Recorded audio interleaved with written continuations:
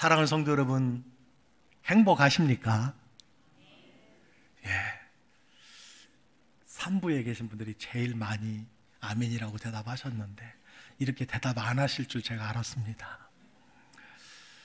무엇이 여러분을 행복하게 만든다고 생각합니까? 무엇 때문에 여러분이 행복하지 않다고 생각하십니까? 선뜻 대답할 수는 없지만 돈이라고 생각하는 분이 많을 것이라고 여겨집니다. 물질이라고 말하는 분이 많을 것입니다. 옳습니다. 돈은 많은 사람에게 행복을 주는 중요한 도구입니다. 돈은 나쁜 것이 아닙니다. 돈으로 좋은 일을 많이 할 수 있습니다. 그런데 문제는 사람들이 돈의 노예가 되어 돈의 지배를 받고 돈의 종노릇하며 살아간다는 것입니다. 신앙생활에 가장 큰 영향을 주는 요소 중에 하나가 여러분 돈이라고 했습니다. 재물이라고 했습니다. 맞아요. 하나님을 떠난 사람들, 시험에 든 많은 사람들이 돈 때문에 시험에 들고 돈 때문에 하나님을 떠난 사람이 많이 있습니다. 여러분, 그래서 성경에 보니까 돈이라는 단어가 123번 나옵니다. 많이 나오는 건가요? 적게 나오는 건가요? 많이 나오는 겁니다. 예수님의 설교의 3분의 1이 돈과 연결된 비유의 말씀이라는 것 여러분 아십니까? 예수님의 설교 중에 3분의 1이에요. 성경은 돈을 어떻게 관리해야 하는가에 대해서 수없이 언급하고 있다는 것입니다. 왜냐하면 한 사람이 돈과 어떤 관계를 맺느냐 하는 것은 육적인 문제가 아니라 영적인 문제라는 거예요. 여러분이 현재 돈과 어떤 관계를 맺고 있느냐, 하나님 앞에서 어떤 관계 속에서 살아가고 있느냐, 그것은 영적인 문제입니다. 따라서 교회는 영적 생활을 좌우하는 돈에 대해서, 재물에 대해서 가르쳐야 할까요? 가르치지 말아야 할까요? 가르쳐야 합니다. 성경적으로 가르쳐야 돼요. 성경적으로 올바로 가르쳐야 돼요. 성경적으로 강조해야 합니다. 예수님은 복 있는 사람, 즉 행복에 관하여 산상수훈에서 팔복으로 가르쳐 주셨어요. 성경은 행복을 위한 8가지 태도를 마태복음 5장에 말씀해 주고 있습니다.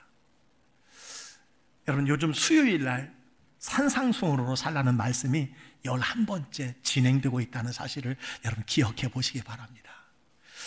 제가 만난 행복한 사람들의 공통점이 있습니다. 오랫동안 목회하면서 제가 만난 많은 사람 중에서 행복한 사람의 공통점이 한 가지 있어요. 궁금하지 않습니까? 성별과 사는 지역과 소유와 지위와 성격과 나이에 상관없이 모두 화평한 관계에 있는 사람이에요. 화평한 사람입니다. 때로는 어떻게 저런 환경에서 행복하다는 것일까 생각되는 경우도 있어요. 어떤 때는 어떻게 저렇게 좋은 풍요 속에서 불행하다고 말할 수 있는가라는 사람도 발견할 수 있습니다. 여러분, 중요한 것은 행복한 사람은 반드시 평안이 가득한 화평한 사람이라는 사실입니다. 어느 경우에도 화평한 관계가 깨진 사람은 행복한 사람이 하나도 없어요. 그렇습니다. 행복을 만드는 것은 즉각적인 결과물로 이루어지는 것이 아니라는 거예요.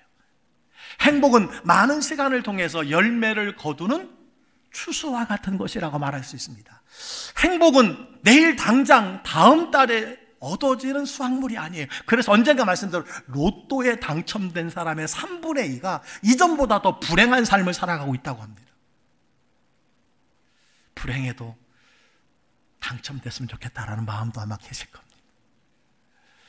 행복을 위해서 바른 방향을 향해 씨를 뿌리고 거두는 것이 행복이라는 것을 성경은 말씀해 주고 있습니다. 우리는요, 무엇이 나를 행복하게 하는지 안다고 생각합니다.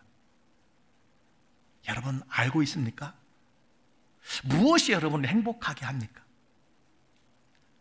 그 대표적인 것이 바로 돈이라고 할 수 있습니다. 사람들은 그렇게 생각합니다. 돈과 행복은 뗄래야 뗄 수 없는 관계라고 말합니다. 저를 비롯하여 설교자들이 돈은 결코 행복하게 할 수 없다고 말하지만, 그렇게 설교하지만 실제로 그것을 믿는 사람은 많지 않을 것이라고 생각합니다. 그래도 저는 하나님의 말씀이기 때문에 전하는 것이고 그것이 진리입니다. 왜냐하면 돈은 여러분을 행복하게 만드는 중요한 요소 중에 하나이기 때문입니다. 자, 그럼에도 불구하고 우리가 한 가지 일치를 이루어야 할 것이 있다고 생각합니다. 오늘 말씀을 듣기 전에 저와 여러분이 일치를 이루어야 될 한 가지 생각이 있어요. 그것은 뭐냐면요, 돈이 사람의 행복에 꼭 필요한 요소지만 반드시 항상 행복을 가져다 주는 것은 아니라는 것입니다. 여러분, 맞지요? 이 동의가 돼야 돼요. 다시 한번요, 돈이 사람의 행복에 꼭 필요한 요소인 것은 맞지만 반드시 항상 행복을 가져다 주는 것은 아니라는 거예요. 이 말에 우리가 동의해야 합니다. 동의하십니까? 예, 그렇습니다. 돈이 곧 행복이라는 것이 오해인 이유가 여기 있어요. 돈이 곧 행복이다. 여러분, 이건 오해예요. 왜 오해입니까? 우선 돈은 끝없는 욕심에 빠뜨리기 때문입니다. 그 욕심은 무엇입니까? 좀 더예요. 좀 더. 끊임없이 좀 더, 좀 더. 여러분, 사람들은 돈이 좀 더 있어야 행복을 가져다 준다고 생각하고 있습니다. 사람들은 돈이 많으면 많을수록 더욱 내가 행복해질 수 있을 것이라고 생각을 합니다. 그런데 좀 더라는 돈이 도대체 얼마나 많이 벌어야 하는 것일까요? 여러분의 대답은 아마 이거 아닐까요? 지금보다 조금 더. 지금보다. 집도 지금보다 더 넓은. 그렇습니다. 돈과 행복은 밀접한 관계가 있다는 것을 부정하지는 않습니다. 그러나 돈은 아무리 많아도 우리에게 만족을 줄 수 없다는 거예요. 이것이 성경의 하나님의 말씀입니다. 돈으로 만족할 수 없다는 거예요. 두 번째, 돈이 곧 행복이라고 하는 것이 오해인 이유는요, 우리가 부자를 잘 사는 사람이라고 생각한다는 거예요. 여러분, 돈을 많이 가졌지만 불행한 사람이 참 많습니다. 돈은 덜 가졌지만 행복한 사람도 참 많이 있습니다. 제가 최근에 한 잡지를 봤는데요, 갈수록 우리나라의 소송 건수가 많이 늘어나는데 가장 많이 늘어나는 게 뭔지 아십니까? 상속재판이에요. 상속재판. 형제간에 여러분, 상속재판이 계속 늘어나고 있어요. 송사가 너무너무 많다는 거예요. 여러분, 어떤 가정에 이 송사가 일어나는 것일까요? 돈 많이 가진 가정입니다. 돈 많이 가진 부모 때문에 일어나는 일이라고 여러분 말할 수 있습니다. 여러분, 이 말에 동의는 하지만 이 말을 인정하기는 쉽지 않을 것이라고 생각합니다. 이것을 삶의 체험으로 이해하려면 먼저 돈에 대한 생각이 바뀌어야 된다고 저는 생각이 들어요. 여러분, 돈과 행복을 연결하는 가장 중요한 단어가 있다면 무엇일까요? 다스림입니다. 다스림.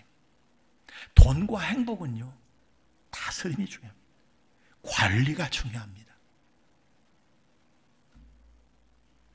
얼마나 많이 가졌느냐보다 어떻게 돈을 사용하고 관리하느냐, 이것이 행복의 중요한 요소라는 거예요. 그래서 여러분, 이렇게 요약할 수 있습니다. 행복은 돈의 양이 아니라 돈의 올바른 다스림과 관리입니다. 한번 다 같이 읽어볼까요? 시작. 행복은 돈의 양이 아니라 돈의 올바른 다스림과 관리입니다. 돈을 바르게 관리하고 다스리면 행복할 수 있지만 돈을 관리하지 못하면 행복은 사라지기 시작한다는 거예요. 없어지기 시작한다는 거예요. 결론적으로 돈은 결코 여러분을 행복하게 할 수 없다는 사실을 꼭 기억하시기를 바랍니다. 오늘 읽은 성경은 예수님의 말씀입니다. 누가복음 16장 14절에 이렇게 말씀해 주고 있어요. 집 하인이 두 주인을 섬길 수 없나니 혹 이를 미워하고 저를 사랑하거나 혹 이를 중히 여기고 저를 경히 여긴 것임이라. 너희는 하나님과 재물을 겸하여 섬길 수 없느니라. 예수님은요, 두 주인을 섬길 수 없다고 했습니다. 두 주인이 무엇입니까? 하나는 하나님입니다. 하나는 재물이라고 하셨어요. 돈이라고 하셨습니다. 우리는 하나님을 대적하는 것이 마귀라고 알고 있습니다. 그런데 예수님은요, 돈이라고 말씀해 주셨어요. 하나님과 원수되게 하는 것이 마귀일 뿐만 아니라 돈이라고 말씀해 주셨어요. 하나님 외에 돈이 여러분의 또 하나의 주인이라고 생각하는 사람은 없을 겁니다. 여러분, 돈이 여러분의 주인이라고 생각하는 사람 있습니까? 없을 거예요. 어떻게 하나님의 대적자가 돈일 수 있느냐고 말할 것입니다. 그런데 성경은요, 돈을 소유물이 아니라 돈신으로 기록하고 있다는 거예요. 그냥 돈이 아닙니다. 거기에 힘이 있어요. 능력이 있습니다. 이끄는 힘이 있어요. 그래서 만몬이라고 말씀해 주세요. 만몬. 예수님은 신자들에게서 하나님의 뜻을 따라 살아가는 데 있어서 강력한 하나님의 반대자가 있다는 거예요. 그게 돈이라는 거예요. 그것이 돈신이라는 것입니다. 여러분, 질문 하나 드리겠습니다. 여러분 중에 하나님 외에 믿고 섬기는 우상이 있습니까? 신이 있어요? 없으시지요. 없으실 것입니다. 아무도 없는 줄 믿습니다. 결코 돈을 신으로 섬기는 분은 없을 것입니다. 여러분, 그러나 꼭 기억해야 돼요. 우상이라고 하는 것은 어떤 형상만 가진 것이 우상이 아닙니다. 하나님보다 더 귀하게 여기는 것, 하나님보다 더 사랑하는 것, 하나님보다 더 우선순위의 것이 있다면 그것이 우상이에요. 그래서요, 자녀도 우상이 될 수 있습니다. 일이 우상일 수 있습니다. 여러분, 돈이 우상일 수 있다는 거예요. 그래서 예수님은 정확하게 오늘 성경에서 묘사하셨어요. 저와 여러분이 돈을 신으로 믿고 사랑하지 않지만 너희가 얼마나 돈에 매달리고 사로잡혀 있는 줄 아느냐라고 여러분 말씀하고 계시다는 사실을 여러분 꼭 기억하시기를 바랍니다.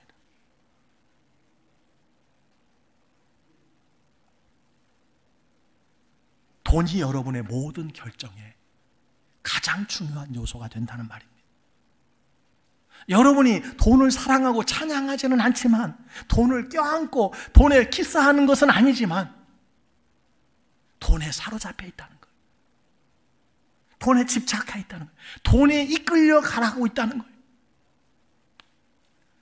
예수님은 여러분의 삶에 하나님과 견주려는 강력한 경쟁자가 있으니 그것이 돈이라고 말씀해 주고 있음을 보게 됩니다.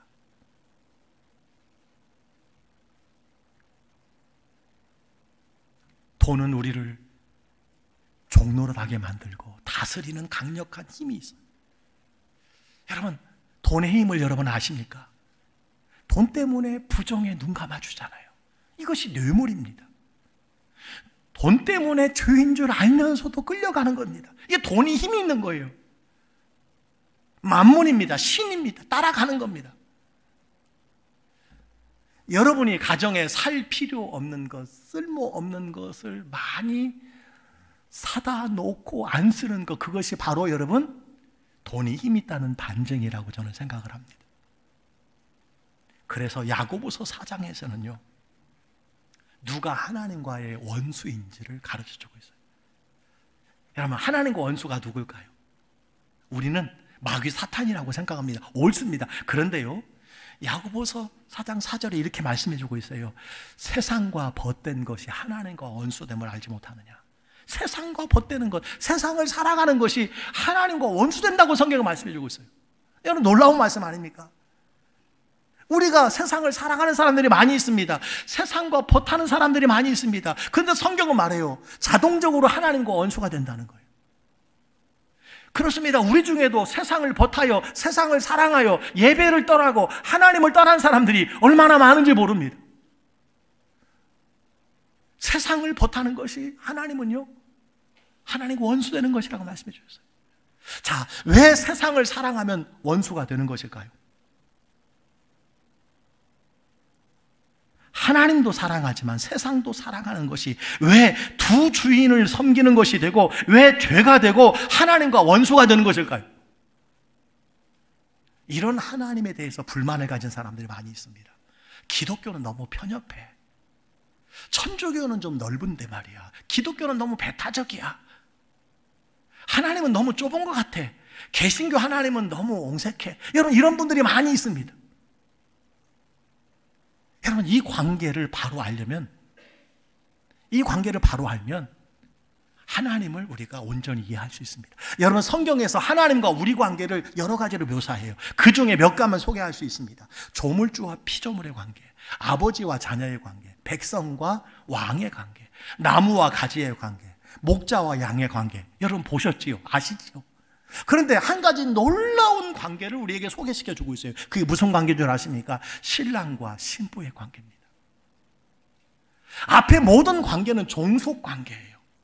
그러니까 신랑과 신부의 관계는요, 대등한 관계입니다. 하나님이 우리를, 여러분을 신부로 대해 주신다는 것입니다. 제가 증거를 하나 볼까요? 이사야 54장 5절에 이런 말씀이 있습니다. 이는 너를 지으신 이가 내 남편이시라. 그의 이름은 만군의 여호와이시며 내 구속자는 이스라엘의 거룩한 이시라. 그는 온 땅의 하나님이라 일컬음을 받으실 것이라. 여러분 생각해 보세요. 만군의 여호와가 내 남편이라는 거예요. 여러분의 신랑이라는 거예요. 성경이 그렇게 말씀해 주고 있습니다. 여러분, 예레미야 2장 2절에 보니까 하나님은 광야에서 이스라엘 백성과의 삶을 신혼 때 사랑이라고 말씀해 주고 있어요. 신혼 때 사랑. 신약 성경에 보면요, 에베소서에 보면 교회를 그리스도의 신부로 묘사합니다. 교회는 그리스도의 신부라는 거예요. 얼마나 예수님이 교회를 사랑하는지 몰라요. 그리스도의 신부라고 말합니다. 교회를 미워하는 것은요, 주님을 미워하는 거예요. 교회를 핍박하는 것은요, 하나님을 핍박하는 것입니다. 예수님을 핍박하는 것입니다. 여러분, 고린도후서 11장에 보니까 우리를 그리스도의 신부라고 분명히 기록되어 있어요. 한번 볼까요? 내가 하나님의 열심으로 너희를 위하여 열심을 내노니 내가 너희를 정결한 처녀로 한 남편인 그리스도께 드리려고 중매함이로다. 성경은요, 하나님과 우리 관계를 부부 관계로 비유한다는 것이에요. 여러분, 그렇다면 두 주인을 섬기지 말라는 말씀 이해가 되십니까? 여러분, 이해가 되셔요? 하나님은 우리에게 배타적인 사랑을 원하신다는 거예요. 이것은 배우자가 서로에게 배타적인 헌신과 사랑을 요구하는 것과 똑같은 이치입니다. 여러분, 왜 하나님만 섬겨야 될까요? 왜 다른 신을 섬기면 안 되는 것일까요? 왜 두 주인을 우리가 섬기면 안 되는 것일까요? 하나님과 우리의 이 관계 때문에 그렇습니다. 여러분, 제 아내가 저에게 이렇게 말했다고 한번 생각해 보세요. 여보, 나는 당신도 사랑하지만 옆집 아저씨도 사랑해. 여러분, 그럼 어떻게 되겠어요? 고개 흔드는 분이 계세요. 제 아내가 당신을 제일 사랑하지만 두 번째로 아래층 아저씨도 사랑해. 그러면 여러분 어떠시겠냐는 거예요. 제가 지난주에 목사님들하고 사모님 한 12분 정도가 모였어요, 카페에. 목사님들에게 모였고 사모님께 모였는데 사모님들 모인 곳에서 막 박장대소가 터졌어요. 나중에 제가 물었어요. 왜 거기서 그렇게 사모님들이 큰 소리로 웃었지? 그랬더니 제 아내 때문이라고 하더라고요. 이유가 뭐냐면 전화가 왔는데 배경 화면에 제 얼굴이 크게 거기 담겨 있다는 거예요. 사모님들이 그걸 보고 세상에 이런 사모가 어딨냐고 거기서 펄쩍펄쩍 뛰시면서 환호성을 질렀다고 하는 이야기를 제가 듣고 잘했다고 했습니다.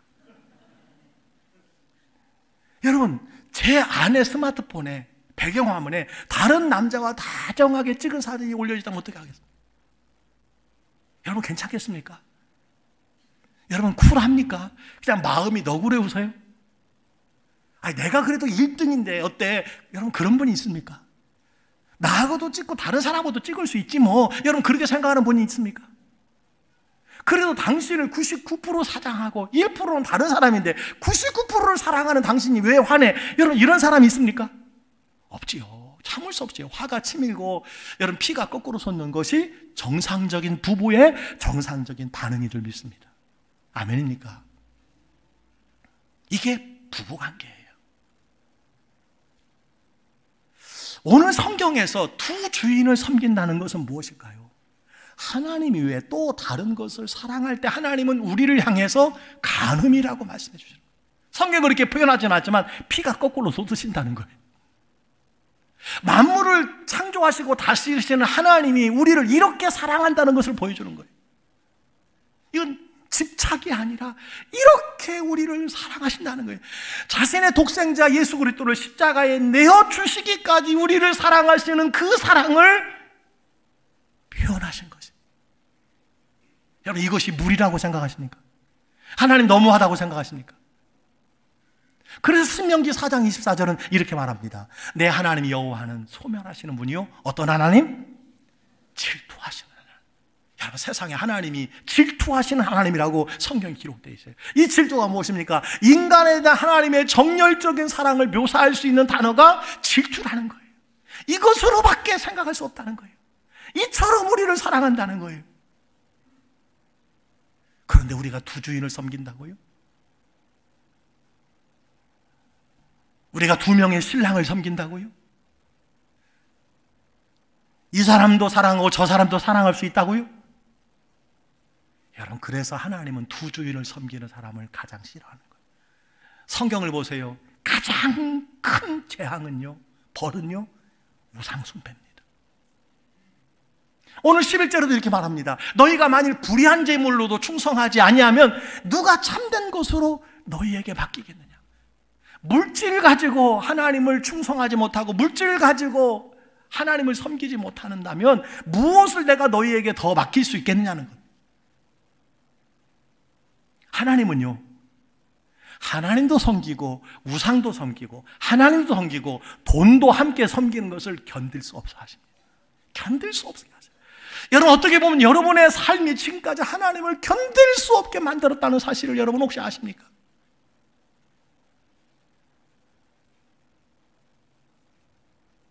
그런 오늘날 우리가 하나님도 사랑하고 돈도 사랑하는 것을 두 주인을 섬긴 것이라고 말씀하는 거예요. 두 마음을 품은 자라고 말씀하고 있는 것입니다. 사랑하는 성도는 하나님은 우리에게 배타적인 사랑을 요구하십니다. 배타적인 충성을 요구하세요. 배타적인 헌신을 요구하신다는 사실을 믿으시기를 주의 이름으로 축원합니다. 자, 그렇다면 돈신에 빠지면, 만몬에 빠지면 행복할 수 없는 이유가 무엇일까요?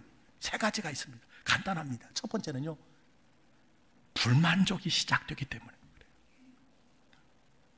그래요. 불만족이 뭡니까? 현재 것에 만족하지 못하는 것입니다. 더 가져야 한다는 애착으로 염려와 탐심에 이끌려 사는 삶이 불만족입니다. 여러분 불만족이 무엇입니까? 남과 비교하면서 더 가져야 비로소 만족할 수 있다는 것이 불만족입니다. 우리나라 속담이에요. 사촌이 땅을 사면 뭐라고 그랬어요? 배가 아프다. 이런 말이 있습니다. 참 이게 나쁜 속담이에요. 가까운 사람이 잘 되면 비교되어서 불행해진다는 의미입니다. 초등학교에 이 속담 시험이 나왔답니다. 그래서 사촌이 땅을 사면 가로 열어놨더니 아이들의 답이 참 많았다는 거예요. 그 중에 몇 개 중에 하나가요, 구경 간다 그렇게 썼대요. 사촌이 땅을 사니까 구경 가는 거 당연하지 않습니까? 어떤 아이는요, 사촌이 땅을 사면 씨 뿌리러 간다 이렇게 했다는 거예요. 아이들이 참 순수합니다. 그런데 우리는 만족하지 못하는 삶을 얼마나 많이 사는지 모릅니다. 비교 불행의 삶을 살아가는 사람이 얼마나 많은지 몰라요. 그래서 여러분 대한민국에는 배고픈 사람보다 배 아픈 사람이 더 많은 나라라고 합니다. 배 아픈 사람이 더 많아요. 견딜 수 없는 거예요. 그렇습니다. 돈신에 빠지면 또 다른 소유에 대한 집착으로 불만족의 덫에 걸리게 된다는 사실을 기억하시기 바랍니다. 두 번째는 무엇이냐? 탐심을 갖게 만듭니다. 탐심. 내가 소유해야 한다고 생각하는 그 순간부터 탐심의 사람이 되는 것입니다. 이것이 행복이 무너뜨리는 문제의 원인이라고 할 수 있습니다. 그래서 예수님은요, 모든 탐심을 물리치라. 사람의 생명이 그 소유에 넉넉한 데 있지 않다, 이렇게 말씀해 주셨어요. 사람의 생명이 물질이 넉넉함에 있지 않다. 탐심을 물리치라고 말씀해 주셨어요. 탐심을 버리라고 말씀해 주고 있어요. 그렇습니다. 탐심은 전혀 만족하지 못하고 끝없이 욕심에 사로잡혀 살게 만들기 때문입니다. 세 번째, 돈신에 빠지면 행복할 수 없는 이유가 뭐죠? 빚을 지게 됩니다. 채무를 안게 된다는 거예요.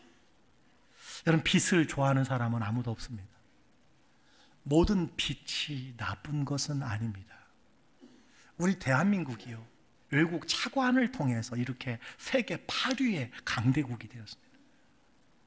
어떤 사업을 위해서는 여러분, 차입이 꼭 필요하고 유용하다고 할 수 있습니다. 그러나 과도한 대출과 빚은요, 눌림과 압박을 가져다 준다는 거예요. 왜냐하면 과도한 빚은 나라와 하여금 욕심의 종이 되게 만들기 때문입니다. 여러분, 한 가지 기억해야 합니다. 빚을 지기 시작하면요, 과도한 빚을 지기 시작하면 하나님과 나 사이에 무서운 함정이 생긴다는 것 아십니까? 그 함정이 무엇인 줄 아세요? 나와 하나님 사이에 돈을 빌려준 사람이 있게 된다는 거예요. 나와 하나님 사이에 돈을 빌려준 은행이 있게 된다는 거예요. 그래서 하나님은 단지 내 빚을 갚는 일에 내 옆에 있는 하찮은 분으로 전락해버리는 불행한 삶을 살아가는 사람들이 많이 있다는 거예요. 부채가 많은 분들. 그래서 빚 때문에 안절부절 못하는 사람들이 많이 있습니다.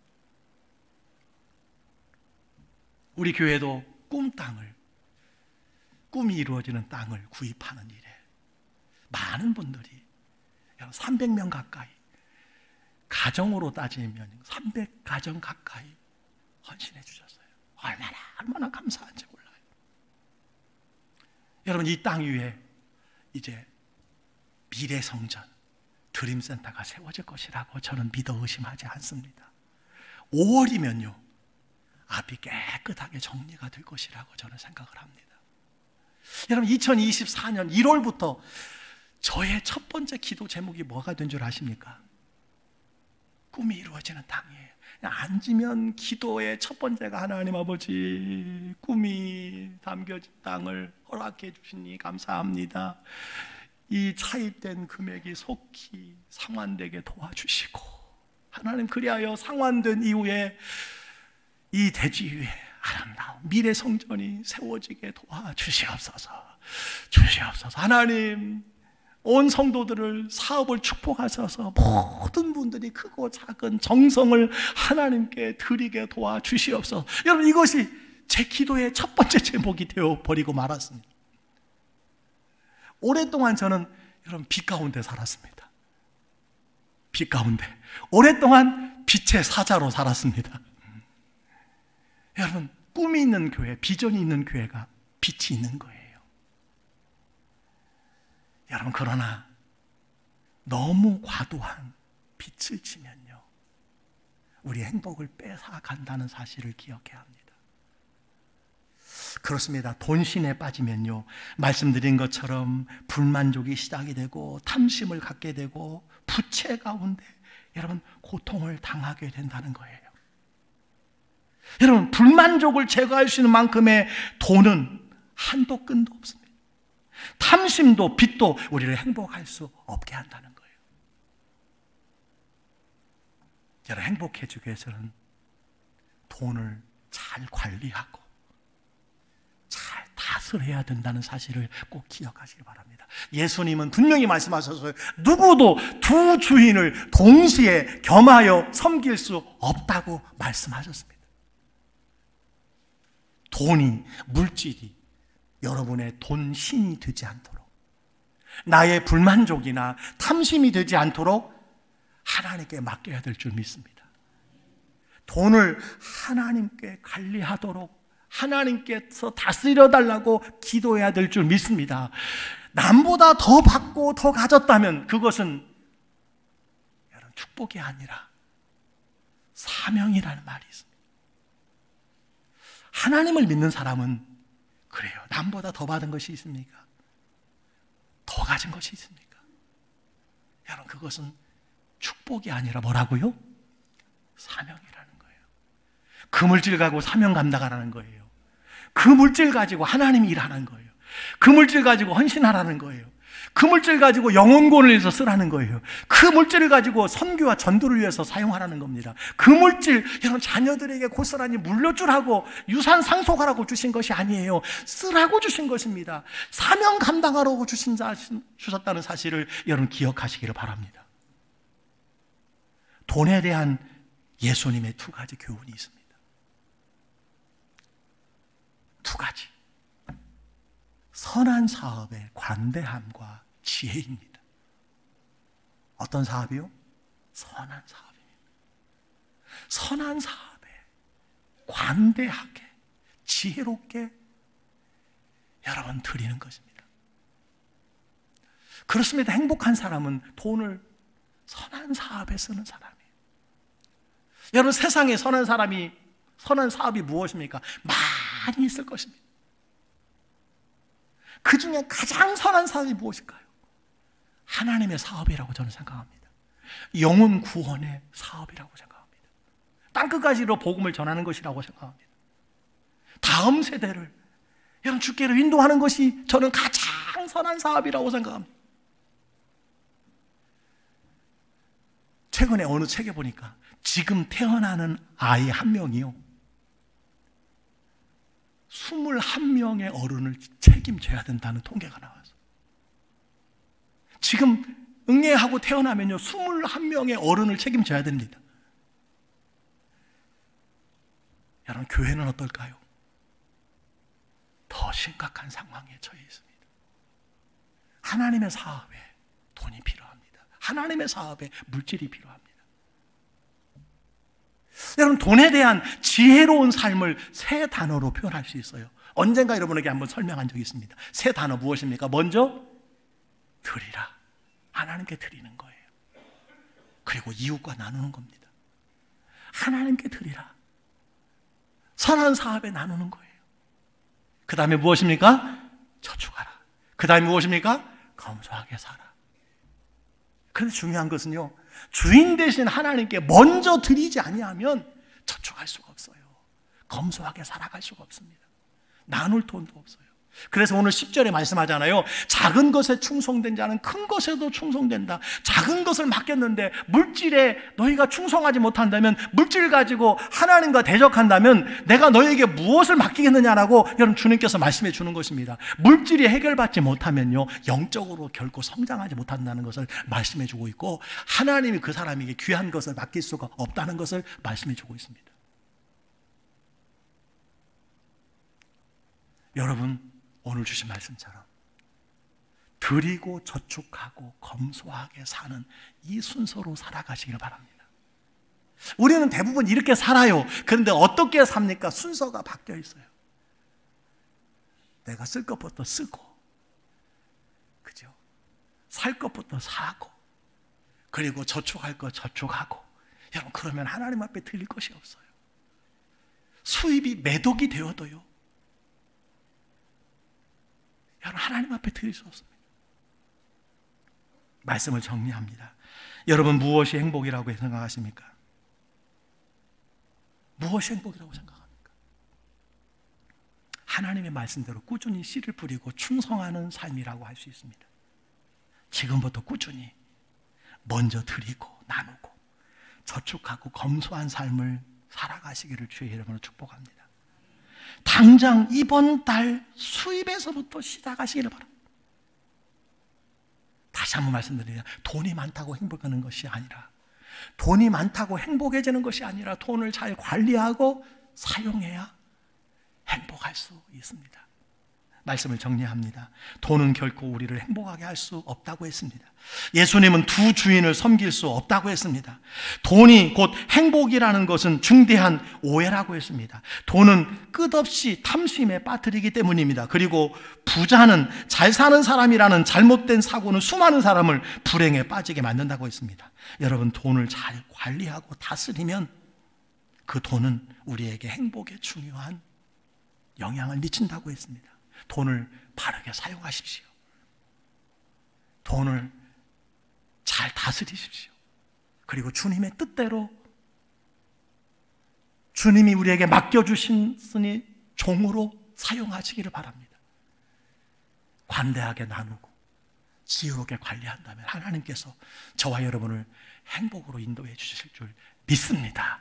그렇게 살아가시기를 주의 이름으로 축복합니다.